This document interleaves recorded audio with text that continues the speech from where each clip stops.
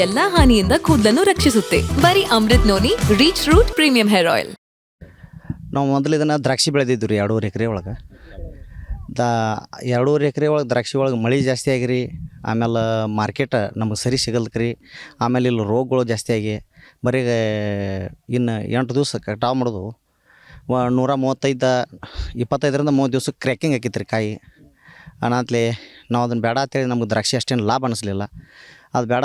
ಆಮೇಲೆ ನಮಗೆ ಲೇಬರ್ ಖರ್ಚ, ಆಮೇಲೆ ಔಷಧ ಖರ್ಚ, ಗೊಬ್ಬರ ಖರ್ಚ, ಹೀಗಾಗಿ ಅದು ದ್ರಾಕ್ಷಿ ಲಾಭ ಅನ್ಸ್ಕೊಂಡು ದ್ರಾಕ್ಷಿ ಕಟಾವು ಮಾಡಿದ್ವಿ ರೀ.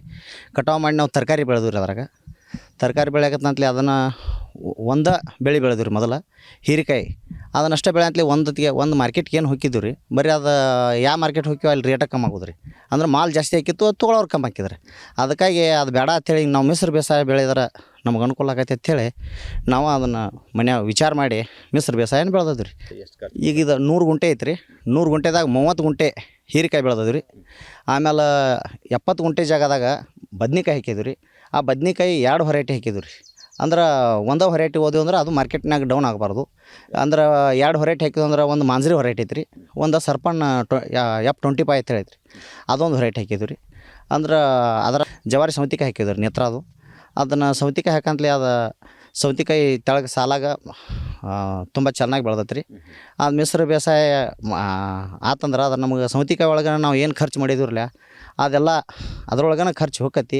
ಈ ಬಾಕಿ ಇನ್ನಿತರ ಬೆಳೆ ಒಳಗೆ ನಮ್ಗೆ ಲಾಭ ಆಕೈತೆ ಅಂತೇಳಿ ಇದನ್ನು ವಿಚಾರ ಮಾಡಿ ಬೆಳೆದದ್ರಿ. ನಮಗೆ ಡೈಲಿ ಒಂದು 10,000 ರೂಪಾಯಿ ಎಲ್ಲ ಲೇಬರ್ ಖರ್ಚ, ಔಷಧ ಖರ್ಚ ಎಲ್ಲ ತೆಗೆದ್ರಿ ಡೈಲಿ 10,000 ರೂಪಾಯಿ ಉಳಿಯಾಗ್ತೈತೆ ರೀ.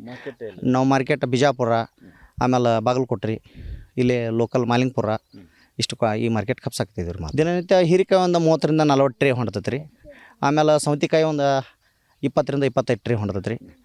ಆಮೇಲೆ ಬದ್ನಿಕಾಯಿ ರೀ ಈಗ ಸ್ಟಾರ್ಟ್ ಆಗೈತೆ ರೀ. ಅದೊಂದು ಸ್ವಲ್ಪ ಲೇಟ್ ಮಾಡಿ ಸ್ಟಾರ್ಟ್ ಆಕೈತೆ ರೀ. ಇವ 45 ದಿವ್ಸಕ್ಕೆ ಇವು 2 ಹೀರೆಕಾಯಿ ಸೌತಿಕಾಯಿ ಸ್ಟಾರ್ಟ್ ಆಕವು.